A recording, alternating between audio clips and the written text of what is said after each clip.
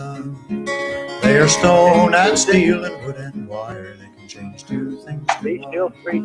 They are languages and letters. They are poetry and all. They are love and understanding, and they're better than a wall. They are languages and letters. They are poetry and all.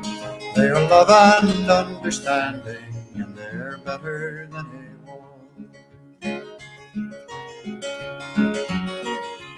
Let us build a bridge of music. Let us cross it with a song. Thank you, Bill Staines, for letting us use your stuff. Welcome to Bridges Programming. This is World Call In. Again, we copied this from World Have Your Say, but it's World Call In. It's and we have with us today Susan Comont. Hello. Ken Snyder. Dennis Carius online, and I'm Jeff Bella. Hello, Dennis. Hi, thanks for having me online. And you're welcome. And we are now in. We're going to continue on with Bucky Fuller, but we're going to comment on Bucky Fuller. And I just want to. I'm fiddling with all these buttons here. So Susan, do you want to continue on with Bucky? Well, I'm just going to read the summary that I'm hoping we'll sort of follow, but we never, strictly follow. But yeah, we're continuing with Buckminster Fuller's insights in the book Critical Path, and at this point he's talking about the events of how the First World War, the crash of the Depression, the Great Crash, and then the Second World War, how those events influenced economics. And this is actually a section in his book where he's kind of intensely looking at the various adjustments that economics made to keep the banks in control, the corporations making huge wealth, and how they recovered during the during and after the Great Crash. And so we're getting some interesting insights because he lived through these events as a young person. And so we're getting some eyewitness accounts according to what he observed too. But here's a little summary of what we hope to get into today. So the bank said, "Save us." And this was 1929. Sound familiar? The advent of the Great Crash in the stock market. Doesn't this sound familiar? They turned to the government under Roosevelt, Franklin Delano Roosevelt, and, quote, "the people of the United States," and said, quote, "the citizens themselves and their government become the wealth of resource, of last recourse." And this is in quotes of Buckminster Fuller statement, quote, "the underwriting wealth belongs to all the people and not to the few," unquote. Quote, "that happened also to be the description of socialism," unquote. Then I go on to say, horrors, this will not stand. What a world, what a world. I mean, we were fighting World War I in order to not drift into socialism and communism, supposedly. Now here, our government is saying, because the banks are failing, and we went over some of why that was happening just before the Great Crash, and it did have to do with mortgaging farms that were not then worth what they had been mortgaged for, and couldn't, once the owners had to default, because they said it was a bad hog year or something like that, but they depended heavily on the fluctuations of what was really making money at that time for the farmers, and I guess hogs was a big deal. And a lot of farmers had to default on the equipment that banks had given them loans to buy their farm equipment. They felt that was a good investment, but at that point, there was huge defaults. The small banks started to to die, and they were in debt to the big banks, and then the big banks were affected, and on and on and on. So what you've got here is the banks once again saying, whoa, we've lost control of this. Let's hand it over to the people and the government. And of course, they quickly, they made a lot of quick adjustments. They inaugurated, from what Buckminster Fullers said, they speeded up the inauguration of Franklin Delano Roosevelt. They moved him forward. And within minutes after taking his oath of office, he signed the bank moratorium, which momentarily suspended the acknowledgement of the death of the wealthy landowners' banking system that had lost all or much of its depositors' money. So it suspended this up in the air. It's not happening, not yet, no, we're suspending it. And a month later, the Congress voted to the President of the United States the ability to control all money. Months later, again, the U.S. Supreme Court upheld that legislation. The U.S. citizens themselves and their government had become the wealth of resource of last recourse. And amazing. So let's be bailing out the banks. So he just put in a quick form of communism in that. 1929, and of course we saw this happen recently, 7 years ago. I'm surprised by that. I didn't realize. Isn't that fascinating? Yeah. See the trouble that I'm running into on all these things is they've happened before. And I want to bring Dennis into this because and it's a pattern in the type of economics that we do this.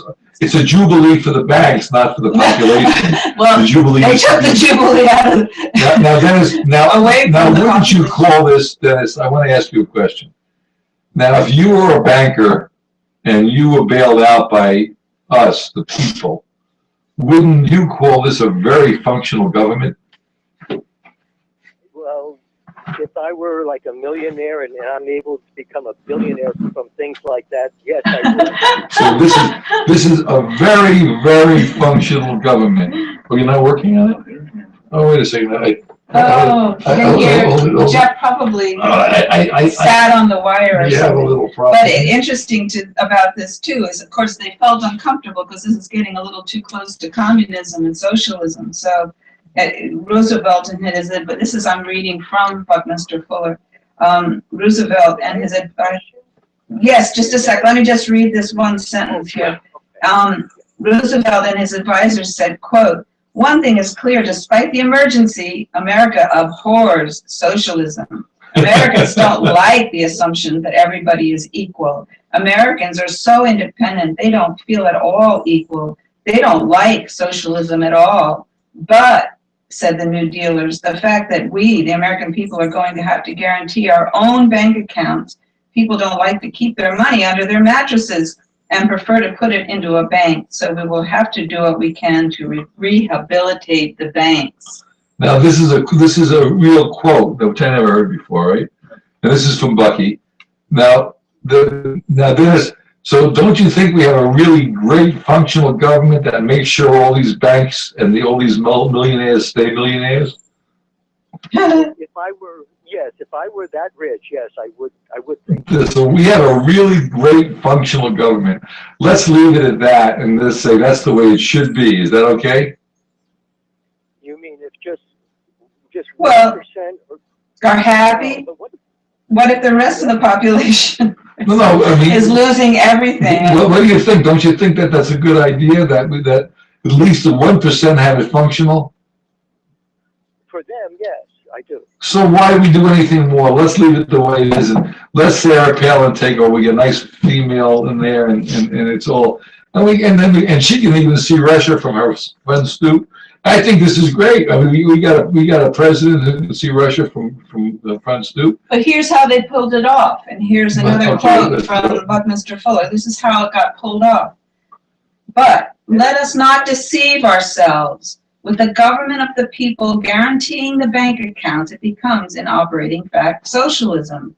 On the other hand, people themselves know so little about banking, credit concepts, and the history of power structures that they will not know that they have adopted socialism, since the government has not taken, quote, possession of the banks. Society will think well of we the people as the government guaranteeing the new deposits in the banks up to $5,000. Okay, go ahead, Skip. Well, So that's an interesting twist. one of the things I've heard said more than once is, it's capitalism for the rest of us, socialism for the corporations. So when they get in trouble, they get bailed out. When they do well, they get the profits. If we had a functional system, the way a functional capitalist system would work is you let the banks go under. It would be a disaster. It would be terrible. Everybody would be in a lot of pain. And now we'd be very motivated to correct the natural consequences of our actions. That would be a living, free market capitalist system that undergoes, But you don't think capitalism, the nature of capitalism is to concentrate wealth in the hands of a few? The leverage you talked about. The nature of it? The leverage. The free market is another thing, but the nature of capitalism. Doesn't it leverage, doesn't it focus the wealth finally always in the hands of a very few? Well, I don't know enough to say. I mean, that's what it appears to be the case. Now, you brought to mind three things. I've always said that the 1%ers, Dennis, the very wealthy, the small percentage of the world population, are truly the communists of the world. They share their wealth pretty much equally. They make sure that the Rockefellers, the Mellons, they are the true communists of the world. And then we have the capitalists of the world. That's the working class. They're busting their ass to go ahead and to make more. They're working their jobs. They're truly the capitalists.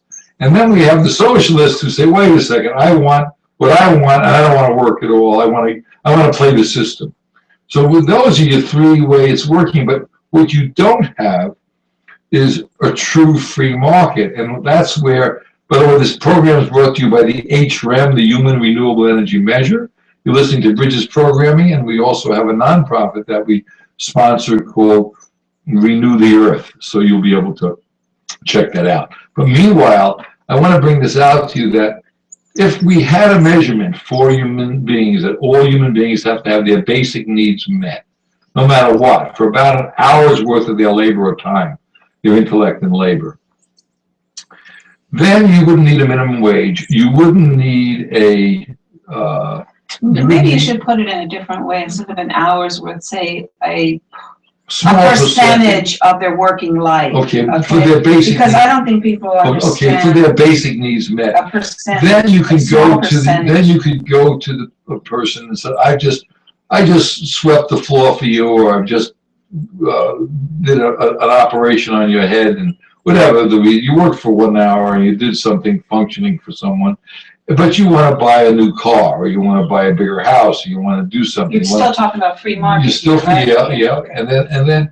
so the guy says, well, the car. You said the car you figured out was going to go within the commodity, within the monetary system.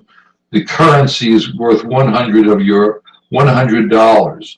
So the guy says, okay, I'll let you work for me. I'll give you a penny an hour. You say, wait a second.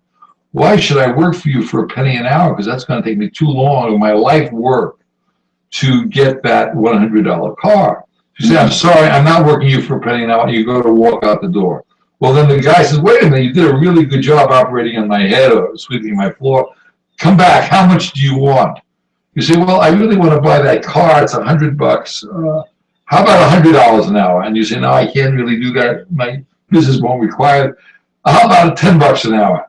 You just became, the individual person became the free market. You can choose not to work because your basic needs are always going to be met. Your education is going to be there. So you are the free market, not the person demanding from you or telling you, dictating to you what they're going to pay you. As an individual, the society agrees that you will get your basic needs met for a minimal amount of time a day out of your life. That's where this HRM is coming from. And that's what Ken brought up earlier, the free market. I wanted to bring that out. We don't have a free market, and if you let the banks fail, maybe that would help. Maybe, but without the measurement that all human beings around the world have to have their basic needs met, then that's not an agreed upon number. So I can take everybody who's educated and worked their butts off, and I can say, okay, I'm not paying you anymore. I'm going to China, or I'm going to Indonesia, or I'm going to a different place where labor is cheaper. So therefore, we don't have a baseline to start Or they from. have a free market I like better. Right. I want to go to a free market that I like better because I can make more money. Okay. So that's where the HRM comes in. We've agreed upon a baseline number that all human beings have to have their basic needs met. And it's interesting because, Roosevelt's advisors who had his ear at the time, they're saying, oh, well, we know the Americans don't like socialism, but maybe that wasn't the point. The point is that bankers don't like socialism. They want to propagandize and to confuse the general public that cooperation is a bad thing. But let me read on to what Buckminster Fullers is saying. Society likes the idea of a bank as a safekeeping place. People have always believed that when they put their money in the bank, it stayed there. They had no idea it went out on a loan within minutes after it came in. They were completely hoodwinked by the appearance of the banks as safe, fireproof, rubber-proof depositories of their earnings. Even today, in the last 20 years of the 20th century, people know little more about banks than they did during the 1929 crash, or at the depth of the Depression in 1932, when all they knew was that they had lost their deposits in most of them. So, Well, I want to bring something else out.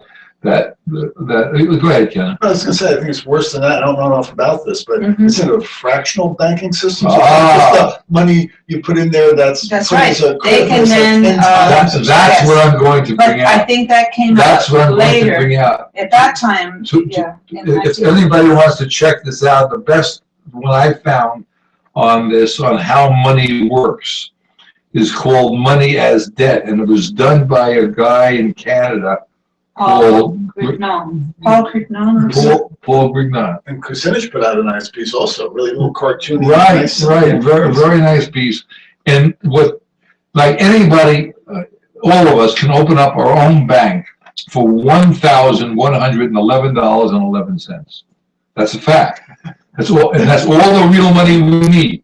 But you need to have someone who's approved by the banking association, and you need to have certain rules followed that definitely doesn't let you and I open up a bank.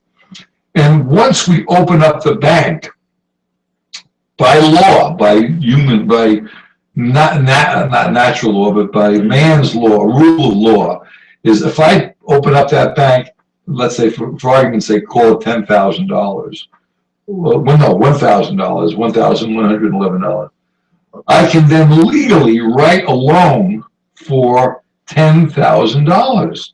Now, on the books, it's showing that I have now on my books $10,000. Now, someone else walks into the bank, and I can write 10 times that. Now I can give you a loan for a house for $100,000. And on my books, it shows I have 100. So you're getting the appearance that so the more real money you put in the bank, you can write 10 times that. Literally borrowing from the future. Literally borrowing money that isn't there. And you're doing that legally. Potential. Now, the problem is which is a guess. You can never pay that back. And it's not real. It's arbitrary money just written out. Potentiality. So, if no one pays it back, or they can't, it's like remember I told you, that you'll like this. I said, I'm going to invite Dennis, I told you I was going to invite you over to my house for a game of musical chairs, right? Did you hear this one? And when you walk in the door, I'm going to invite 11 people over. And I'm going to give them $1,000 when they walk in the door. They got to bring some money with them when they come in the door. And when they come in, I'm going to give them $1,000. plus, they have that plus They their got money. there plus what they bring in, their mind, their intellect, Their labor, savings account. their savings account. Right. And then I'm going to start now here's the deal. But there's only 10 chairs. It's my house. I'm sitting in one of the chairs. There's only 10 chairs. For the 11 people. And I'm never getting out of my chair unless I die. And then someone's lucky enough to grab my chair. Now we start the music up, and the minute the music stops, the person didn't have a chair, gets shot in the head. I take all that money, I divide it amongst the other people, plus myself. And take a chair away. Take a chair away. And we do this again. Now remember, I'm not leaving my chair. And we do this 10 times. And at the very end of the game, guess who's I got all my money back. And now the question is, how would you like to come and play my game?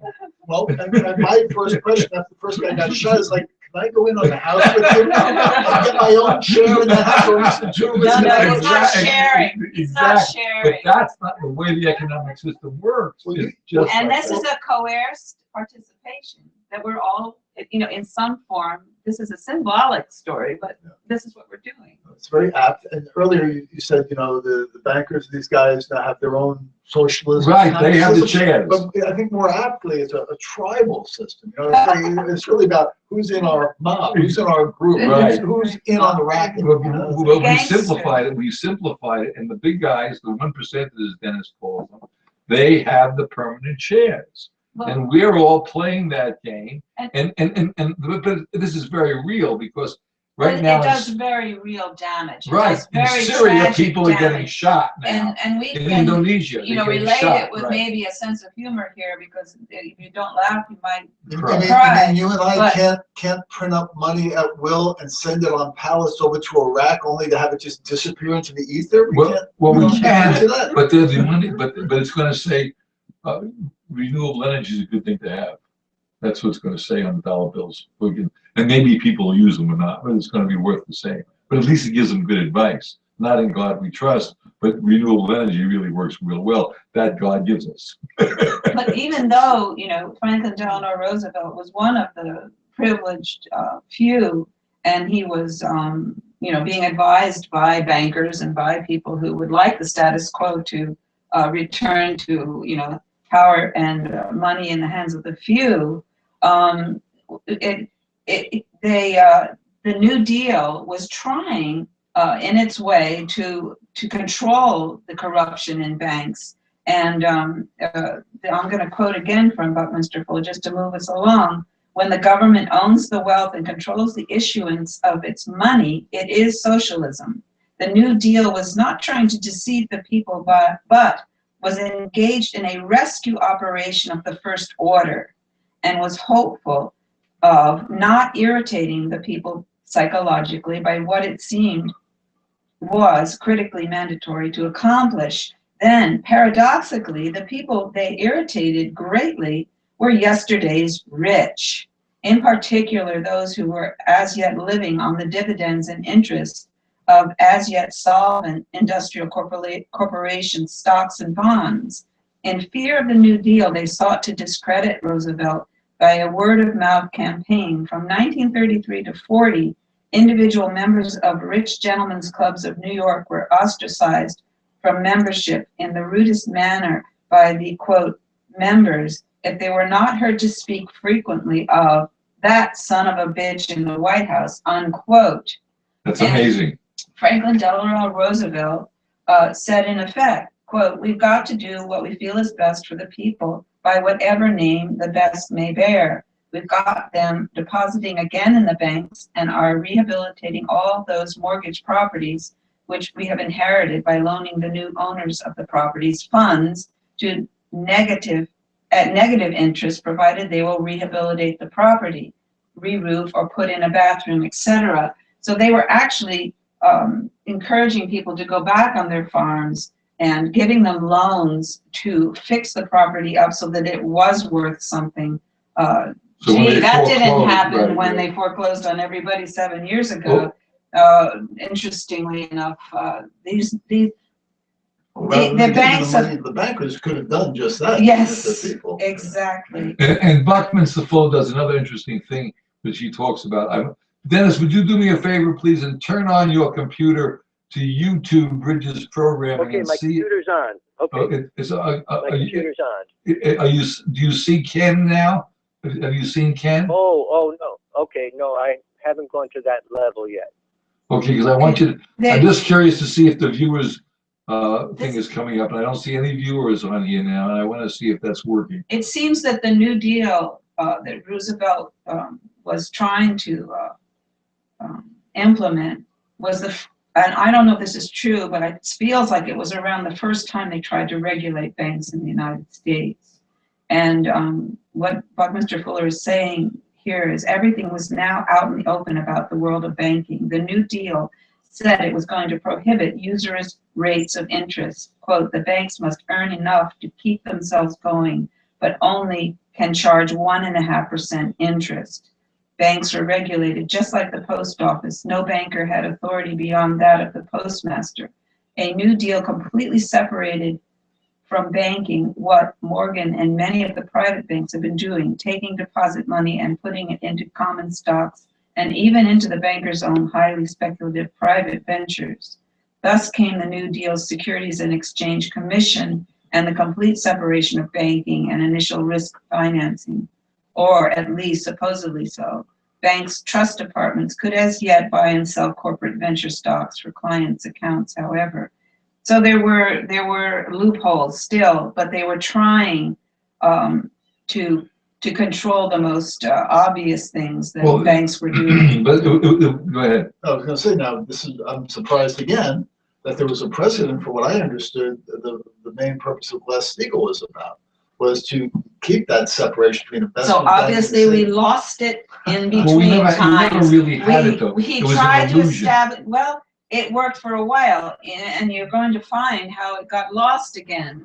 You know, that's the thing, is that these things have been attempted and have been successful for a while. The New Deal was successful. Susan's reading from a Buckminster Fuller book. It's important to know that people know how to fix these things and have fixed them in the past. And but it then never again, holds. Yeah, it doesn't hold. The problem is the good old boys who went to Harvard and Yale studied this stuff before the common folks like us still the back end. So they not only know the history, they know how history was how to get around it. But the only reason why it's been happening is because there's never been, it's possible, is because, and this is my belief, and I may be wrong, is because we've never had a point that we agree upon that all humanity, no matter where they are in the world, would have their basic needs met. Once we've agreed upon that point, education, food, and shelter for a minimal amount of life work. Minimal, otherwise they're slaves, because it's obvious everybody in the world has their basic needs met, otherwise they'd be dead. But they're working 20 hours a week in slavery to make sure the 1%ers, or the small portion of the population, I don't know how to do that 1%, gets their basic needs met.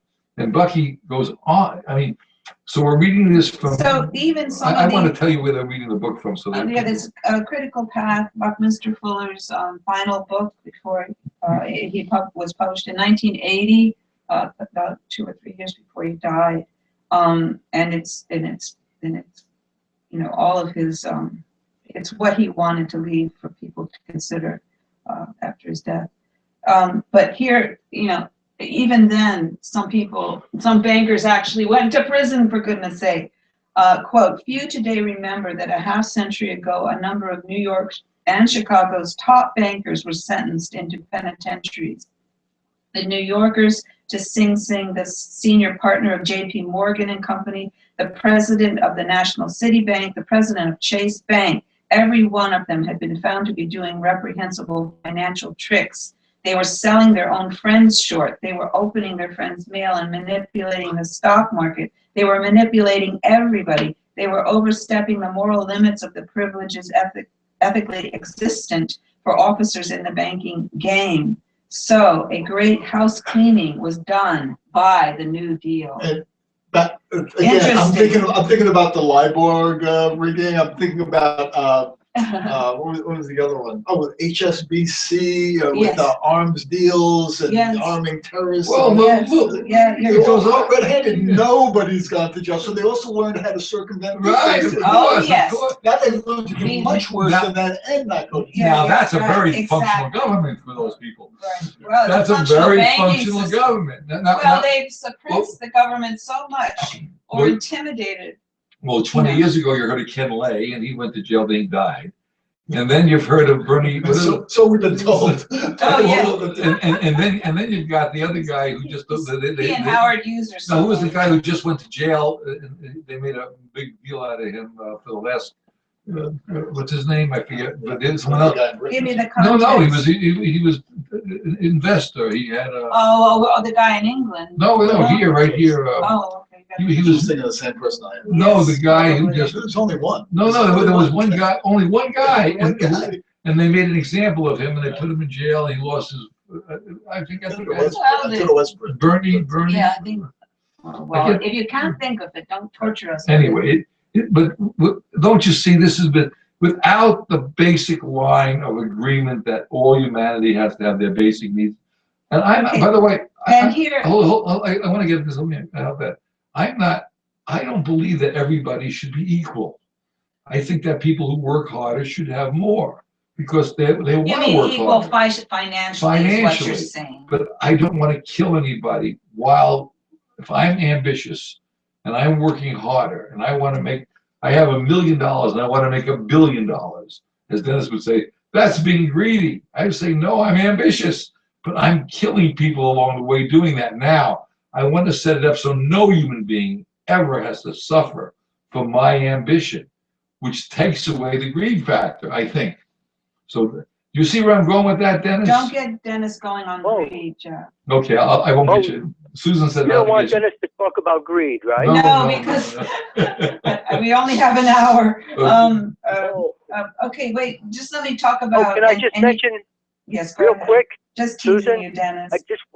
I want to say hi to you. I see you, Jeff, and Oh, really, you see Ken has a everybody great now. shirt. That's great. I can see the whole country on his shirt. Yeah, that's the climate I walk, can tell right? you briefly about that too, if you're Oh, interested. yeah, go right ahead. Well, Because finish your Dennis point. wants to talk about it. See, but now I'm showing the viewer on the screen. You see that? Yeah, Dennis, It's a go ahead private and march. question Ken about his shirt. Go ahead, real quick, Dennis. You don't have to rush him. Go ahead and question Dennis, Ken about about his shirt. Oh no, I love the shirt. I mean, I know that country. I love that country. Oh, yes, right. But can you see what it says, or is it backward to you? Right. We have a president. He's in that country right now.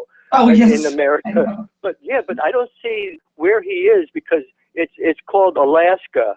Yeah, And I was he wondering on his talking there back, recently. he have two other states on the back, I don't think Alaska so. and Hawaii. Uh, I'm joking. We actually marched across the continental lower 48, so we didn't go through Hawaii and Alaska. But this was a march that occurred last year from LA to DC, from March 1st, November 1st. And went through cities and towns, holding demonstrations and rallies, connecting with local activist organizations, going through native indigenous lands, and meeting people firsthand and how climate change is impacting people all across the country, and brought those stories to the Capitol last November. That's great. Well, That must have been I quite an want to adventure. bring about climate change. Susan and I sailed a boat for 7 years. And the first few years, Well, up and down the East up and down the East Coast, all over the country, up and down the coast. And you could count it on the prevailing winds at certain times of the year. But the last 2 years we actually sailed, and other sailors would tell you this, that the prevailing winds, you couldn't count them anymore. They were totally not there, They were changing which dramatically. is amazing. That's a great example that you do need to get out there to really detect the on-the-ground reality of what people are Living with. experiencing. Right. And Not then just- and to make the connections too. How is it all interconnected? Poverty, capitalism, environmental issues. I mean, just everything You got got to be interconnected and stuff.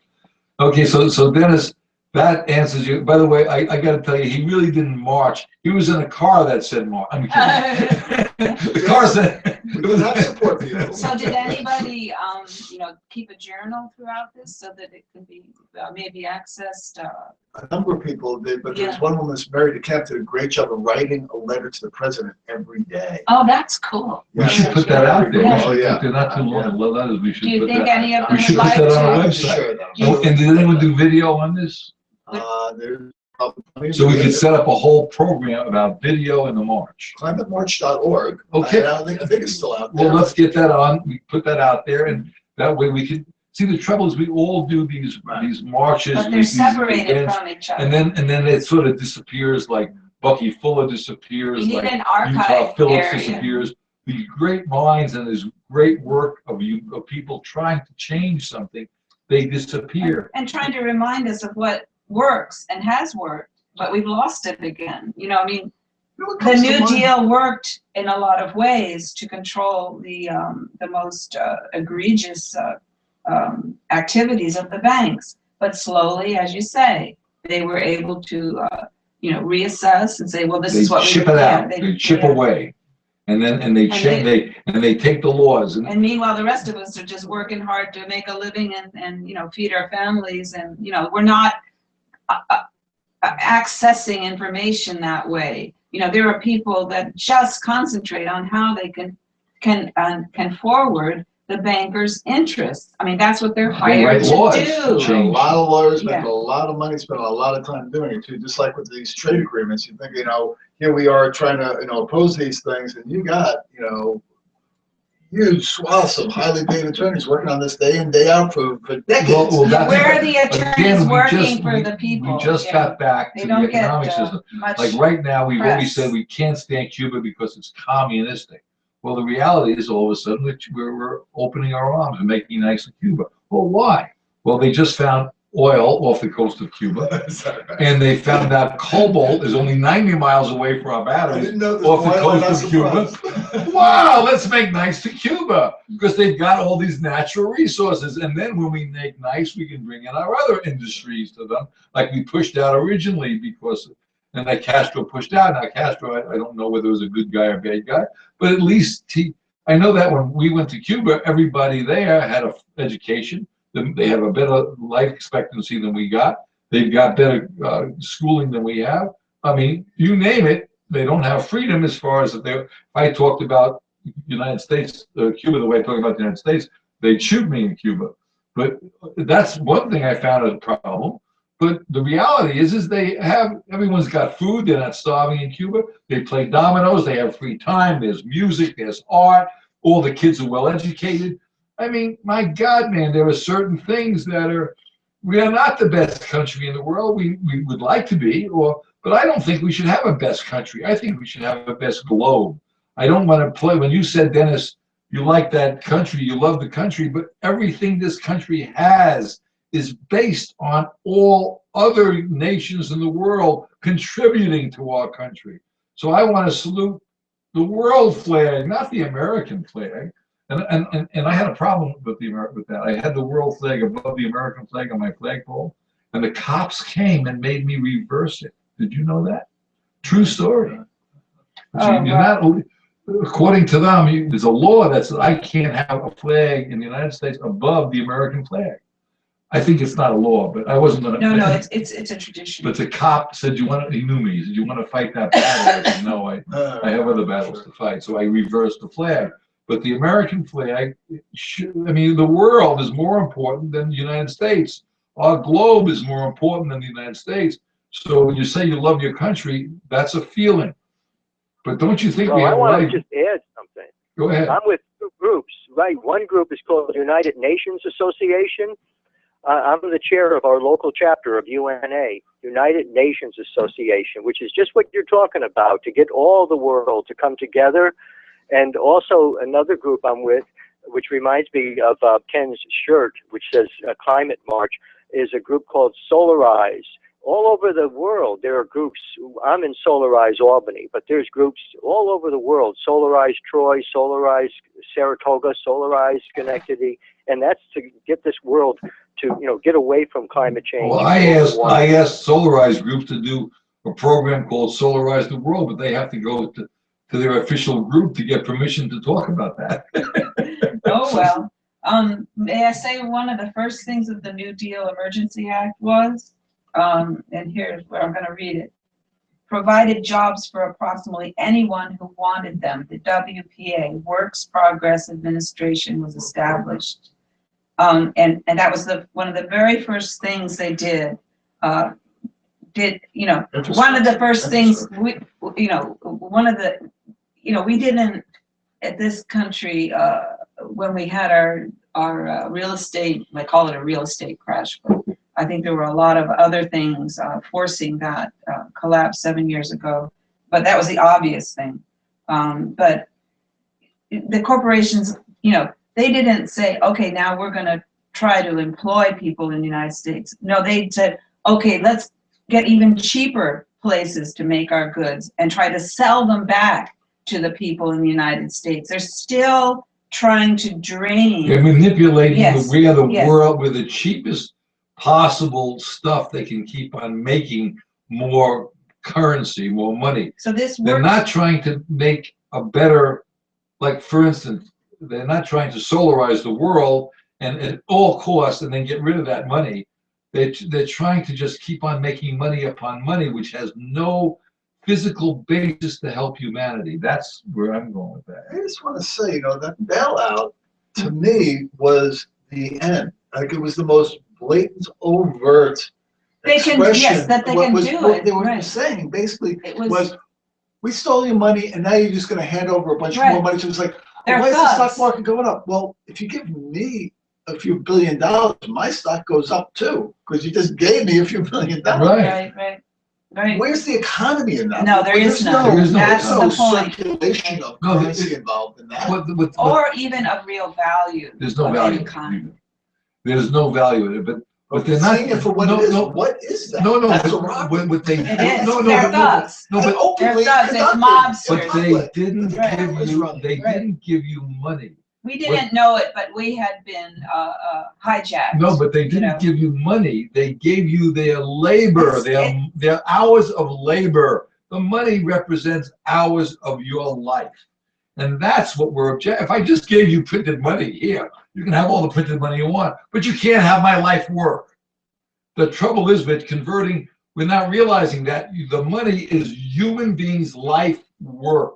Well, It's their lives, physical their actual life. lives. That Right. you have to work in your life to pay them that currency that you're working for. If it was just paper, you'd give it to them. But they're making you physically work. When you take out a student loan to learn something to help the society, you now have to pay your life back working Plus for interest. these people, plus interest, Right. which is ridiculous. So It never goes because you away. don't correlate the money with real physical life. That's what we're trying to do. Money is just a form of our IOU or a feather or fiat currency or gold, whatever you want to call it. But the true value is in the life you're taking. That's what upsets us. The time. We're giving human beings our life. That they're saying you need to give me more of your life work to keep me a better life. That's where Dennis says you're greedy, because you're making me work your life until you die to give me a better quality of life. But that's not the way it should be. It has to be based on physical. And that's what you're objecting to is not so much you can give me my money so my stocks go up. You're objecting to say, you work harder for me for the rest of your life so I have a better quality of life. That's your objection. Or die in the process because we don't care. Because we don't care if you die in the process. Right. See, the objection is not so much for the money. When I said there's no currency or economy there, that it's not circulating. In other words, what you're talking about is we have this representation of human life energy, but a healthy economy has circulating energy that is contributing to enhancing life by fulfilling human needs. Right. So when Right, energy you got is renewed, it's reinvested, and it's perpetual. It's a perpetual human energy and needs fulfillment machine. You got it. That's the whole point of why the impetus is on this. And my objection is that they're extracting energy in the form of money out of that system and hoarding it and blocking up. It's like that's a clot that's going to go to your brain and cause a heart attack or a CVA. They don't care. They don't care. As long as they're drawing you out and gaining from it. And that's the part where Dennis calls greed. But literally, that's the metaphor. That's the analogy to, body and biology. You start clogging things up, the circulation. So literally, they took the money. And what did they do? They hoarded it. They took your labor. They for themselves. They didn't make more loans. They didn't share the wealth, which could have been done directly without the banks. The government could have just done that itself with housing. Well, the thing is, but then you got to ask you how much the money is worth. We're back to that problem. You don't have. We think it's worth. But then we don't have a baseline. So what you think it's worth is different than what I think it's worth.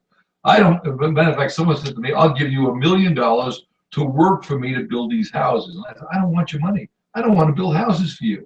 I just want to enjoy my life." Now, how much is the money worth? Some people would say, "I'm willing to work for that money," but they still don't know what it's worth. My life only has 80 years of it. Maybe someone's going to live to 2,000 years. Maybe he can afford that. I don't think you can live more than the 80 years of life. Dennis will tell you some people, and you've told me some people, who are 95, 100 years old, who are doing great.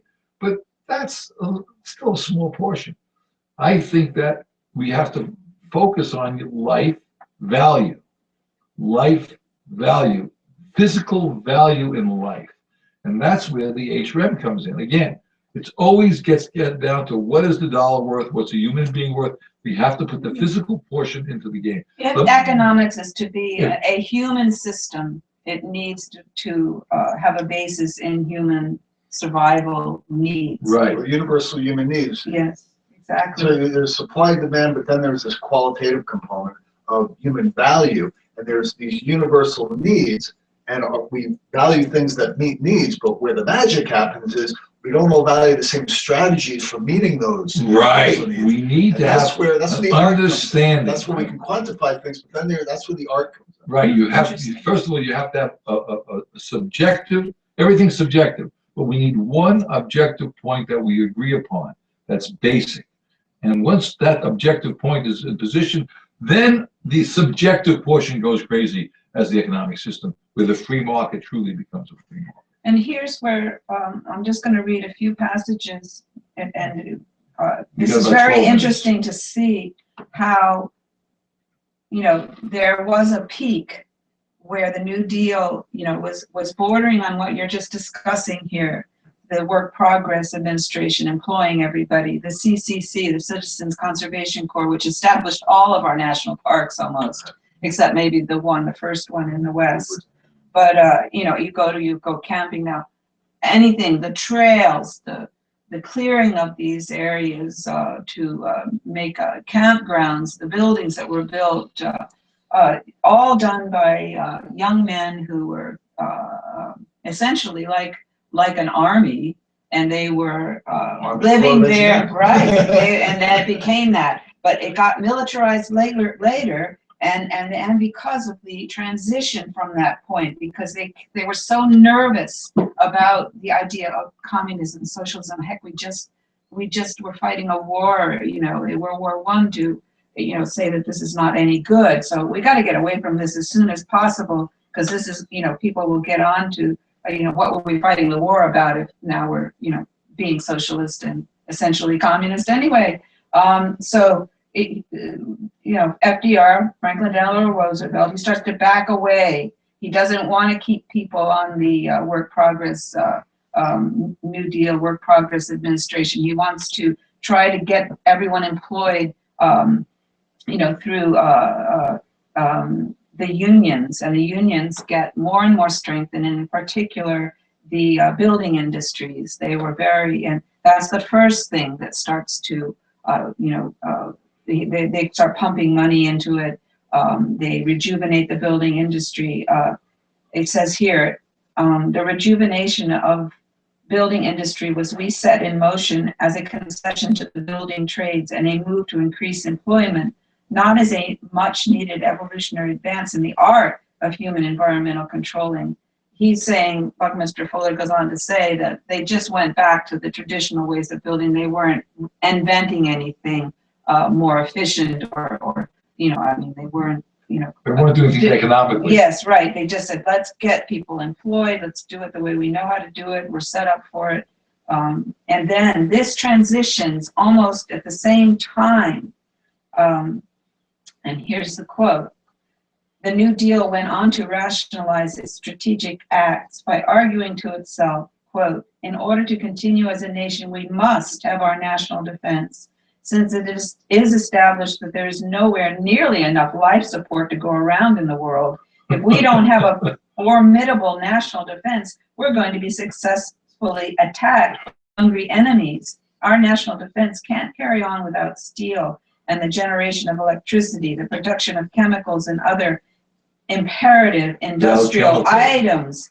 FDR team soon concluded that the industries producing those absolute defense necessities were to be called our prime contractors. The prime contractors must be kept going at any cost. Right. Now, does that sound familiar? Now, we asked Cheney when he was Important to Phil. That too. We asked Cheney. A question was asked Cheney when he was in office about what would we do to control the Mideast, and Cheney said anything. It must be done at any cost. Any cost. And then another reporter said to him, "How about nuclear weapons?" And then he repeated, "Anything." Any cost. Now the reality here is, isn't it cheaper to make sure all human beings on the planet have their basic needs met than build? It's economical. You gotta put it in terms of what is really meant by economics. And now I want to give you a quick reference. What we're practicing now is mob rule. It's not economics. Well, it's a system that protects Go ahead. I said there's economic system, but as John Edwards had first said, there's two Americas, and globally there's the 1%, or Bernie Sanders is saying the billionaire class, and there's the rest of us. So that 1% billionaire class has a very functional economic system for themselves. Everything's just fine. And I see this. But it isn't, because their safety, they're collapsing regularly, almost every 20 years. Now it's even more frequent. There were crashes even before the finish this point though. Here's yes, if I'm in that 1%, here's the model I'm using. The little pyramid at the back of the dollar bill. Well, if you cut off that other 99% of that pyramid, you still have a whole intact pyramid. But it's not intact. And then you change scale and you just grow it again through perception. It doesn't work. Because they are not safe with their little eyeball without the rest of the pyramid. Because this is, you talk about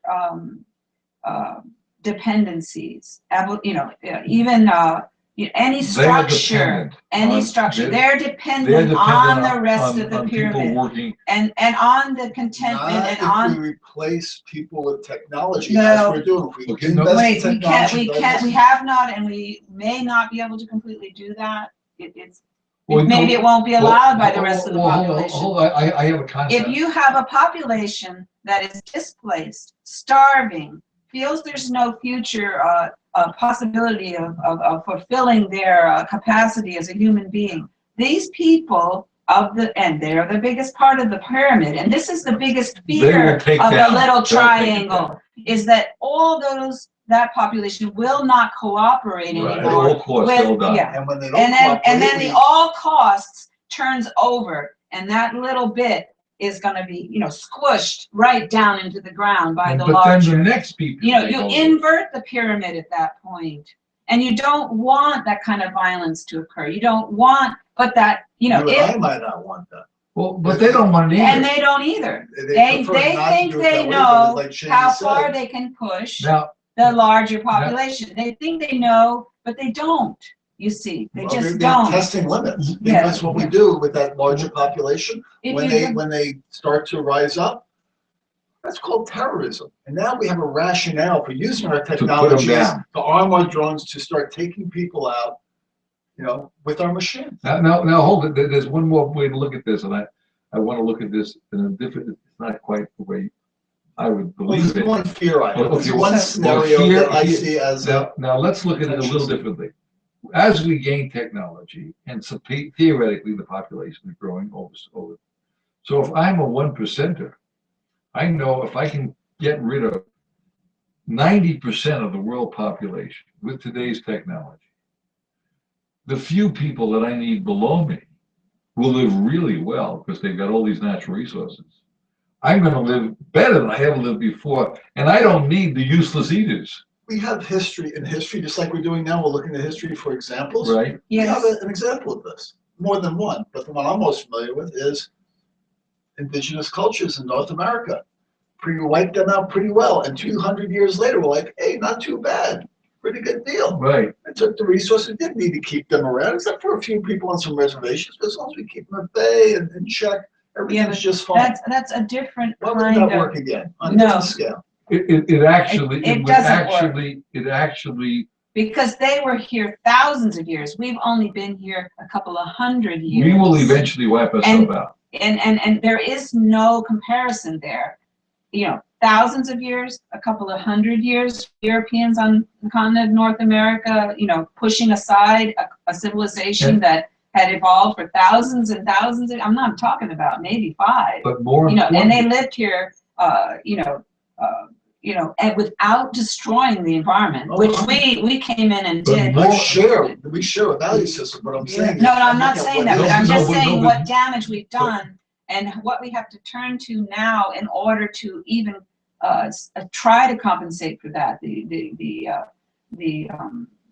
The mass cultivation of unicrops, the genetic modifications. These are all things that are upping the ante and making it Eventually less and less possible for the our wealthy as species well to as survive the on this species will be planet. wiped out. Is what I'm Yeah. trying to say.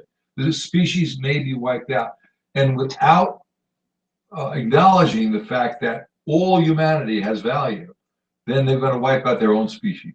I think, and I may be wrong, but I can look at it the other way, where if I'm a 1%er, I can get rid of that population, and therefore I will live really well. And that's the way it's going to be. That's the way I think the wealthy are looking at it. Yes, that's what I'm suggesting. And they may be right. No, but they're not, because it has been done and there is no comparison. They Look at the damage compared to the amount of cohabitation that was possible between the Native Americans that were here in nature and surviving very well before reasonably, yeah. I agree with that. they trained the colonists how to survive here, Jeff. They did it. They they didn't realize what that was going to mean, but The synergistic way. yeah. Well, so you want to you have a conclusion Let me see. on this chapter? Well, he goes on to say, Buckminster Fuller, that okay, here's what okay, now the imperative is the defense necessities are our prime contractors, meaning our government's prime contractors.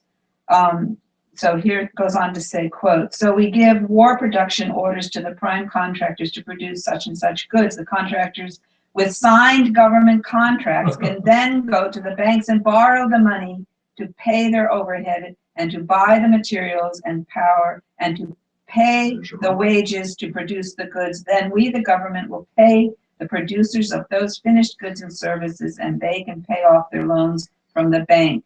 The money paid to the prime contractors as wage will give people buying power, which will allow them to start other economic production systems going.